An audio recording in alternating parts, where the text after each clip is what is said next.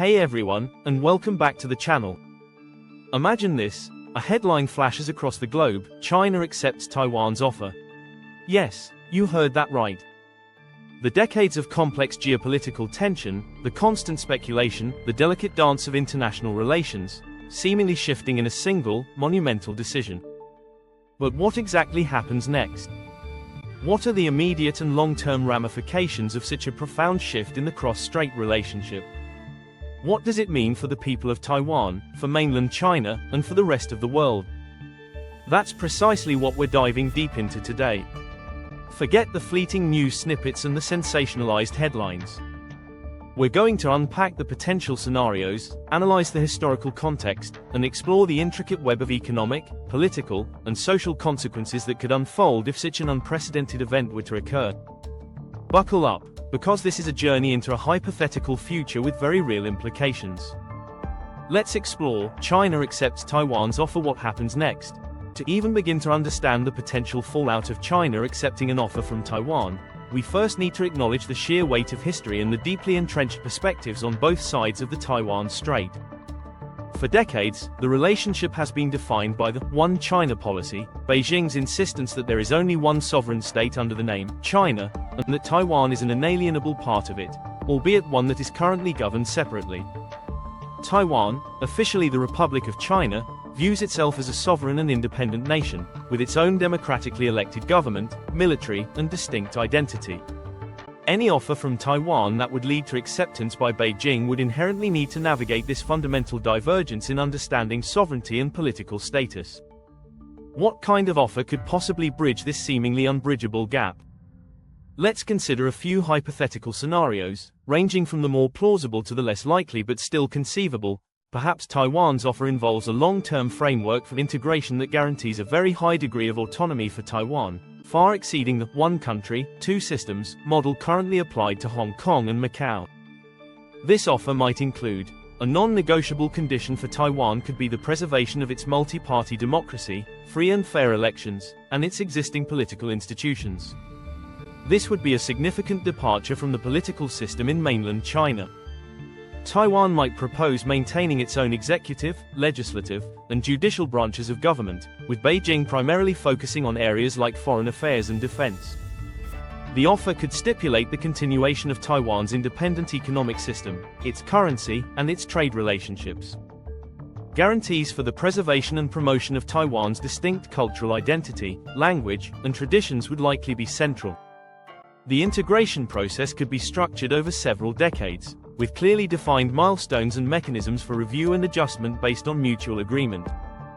Taiwan might seek a degree of continued participation in international organizations under a specific formula that acknowledges Beijing's sovereignty while allowing Taiwan a voice on certain issues.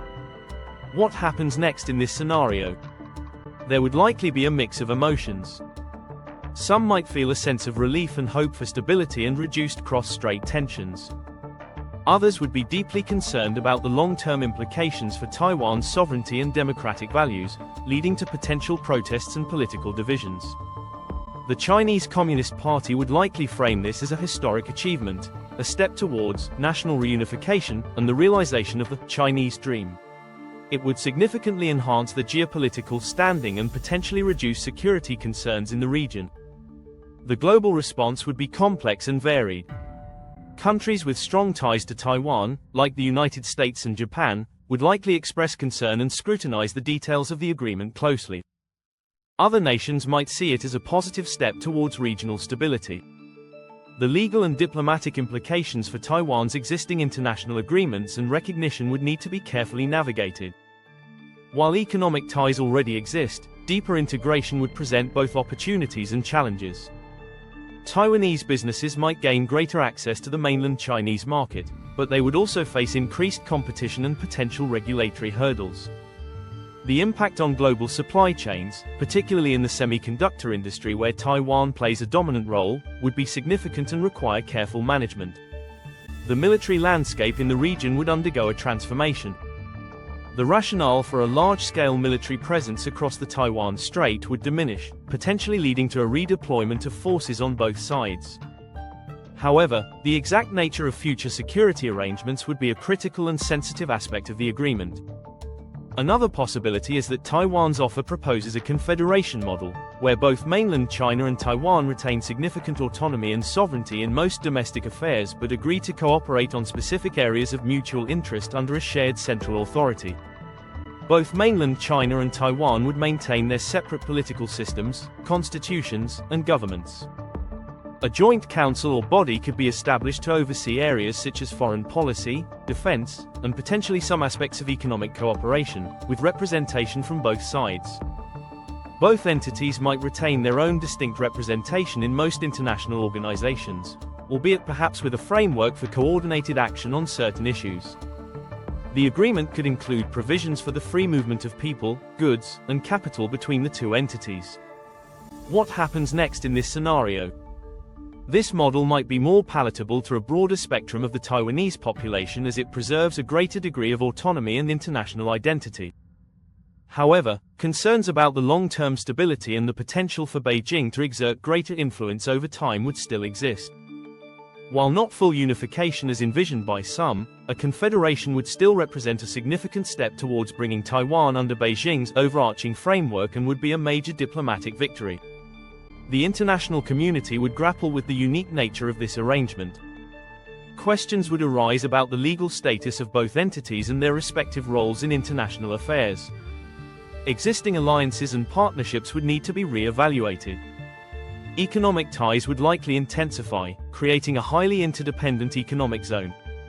This could lead to significant mutual benefits but also increase the risk of economic contagion and the need for coordinated economic policies. While maintaining separate military forces, a confederation might necessitate the establishment of joint security mechanisms to address shared threats and ensure regional stability. Taiwan's offer might prioritize deeper economic and cultural integration as a precursor to any political discussions.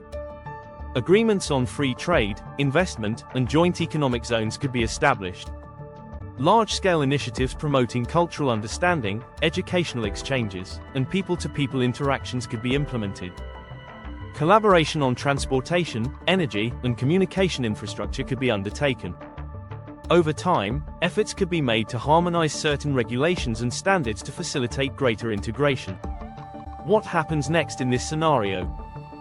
Focusing on tangible economic benefits and cultural understanding might garner broader initial support in Taiwan, as it addresses immediate needs and fosters goodwill without immediately confronting sensitive political issues.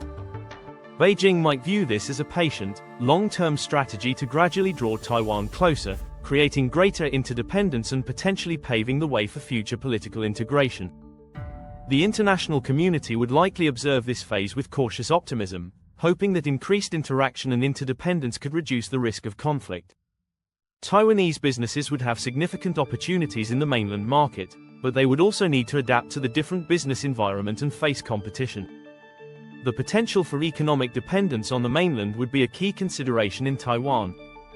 While cultural exchange can foster understanding, it could also raise concerns in Taiwan about the potential for cultural assimilation. Taiwan might offer a framework based on the one country, two systems model but with significantly enhanced guarantees for its autonomy and democratic institutions, addressing the shortcomings and criticisms of the Hong Kong experience. Explicit and legally binding guarantees for Taiwan's existing constitution, democratic system, and fundamental rights, with international oversight mechanisms. Significantly more control over its domestic affairs, including its security and judicial systems, with minimal interference from Beijing. Provisions for Taiwan to maintain a more substantial international presence in non-political organizations and potentially even some limited forms of diplomatic engagement. Despite the plus elements, there would likely be significant skepticism and opposition in Taiwan due to the experience of Hong Kong, where many feel Beijing has eroded its promised autonomy. Public opinion would be deeply divided. Beijing might accept this as a pragmatic step towards unification, even if it falls short of their ultimate goal of full integration under the mainland's political system. They would likely emphasize the one country aspect and seek to gradually increase their influence over time. The international community would closely examine the legal framework and the implementation of this plus model, paying particular attention to the safeguards for Taiwan's autonomy and democratic values. Economic integration would likely proceed, but with a constant awareness of the underlying political dynamics and the potential for Beijing to use economic leverage. While the immediate threat of military conflict might recede, concerns about Beijing's long-term intentions and the potential for future erosion of Taiwan's autonomy would likely persist, influencing security considerations. Trust and mutual understanding, regardless of the specific nature of Taiwan's offer, the most crucial element for its acceptance by China and the subsequent stability of the relationship would be the establishment of genuine trust and mutual understanding. A sustained and sincere dialogue between representatives from both sides, addressing core concerns and finding creative solutions. Acknowledging and respecting the different historical narratives, political systems, and cultural identities. Clear and transparent agreements with mechanisms for accountability and dispute resolution. Framing the integration process in a way that demonstrably benefits the people on both sides of the Taiwan Strait. The role of international actors, the international community, particularly the United States, Japan, and other regional powers, would play a significant role in shaping the aftermath of China accepting Taiwan's offer. Their reactions and policies could influence. International pressure and diplomatic engagement could encourage both sides to negotiate terms that safeguard peace and stability in the region. International monitoring and oversight could help ensure that the agreed-upon terms are adhered to. The way in which major powers adjust their military deployments and alliances in response to the changed cross-strait relationship will be critical for regional stability. The integration of Taiwan's advanced economy into mainland China's vast market would have significant implications for global trade, technology, and supply chains, requiring international cooperation to manage the transition. Even if China accepts Taiwan's offer, the path forward would be fraught with potential challenges and obstacles.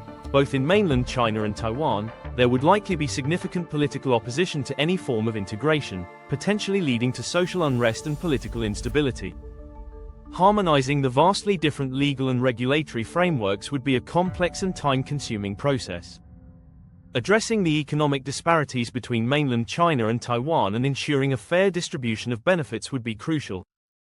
Fostering a sense of shared identity and overcoming historical grievances would be a long-term challenge. External actors could seek to undermine the agreement or exploit any instability for their own geopolitical gains.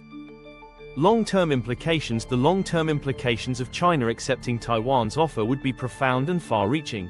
It would significantly alter the balance of power in the Indo-Pacific region, with China potentially emerging as an even more dominant force. The integration of a democratic entity with an authoritarian state would raise significant questions about the future of democracy and human rights in the region. Both Chinese and Taiwanese identities would likely evolve in response to the new political reality. It would mark the beginning of a new and complex chapter in cross-strait relations, requiring constant negotiation, adaptation, and management. So, as we've explored, the scenario of China accepting an offer from Taiwan, while seemingly a straightforward headline, opens up a Pandora's box of possibilities and complexities. The specific nature of that offer, the motivations behind Beijing's acceptance, and the subsequent implementation would determine the ultimate outcome. What are your thoughts on this hypothetical scenario? What kind of offer do you think Taiwan might make that China would accept? And what do you believe would be the biggest challenges and opportunities that would arise? Let us know your opinions and insights in the comments below. We love hearing from you and engaging in thoughtful discussions. If you found this deep dive into the potential future of cross-strait relations insightful and thought-provoking, please give this video a thumbs up. It really helps us reach a wider audience. And of course, don't forget to subscribe to our channel for more in-depth analysis of global events, geopolitical trends, and the forces shaping our world. Hit that notification bell so you never miss an update. Thank you for watching, and we'll see you in the next video.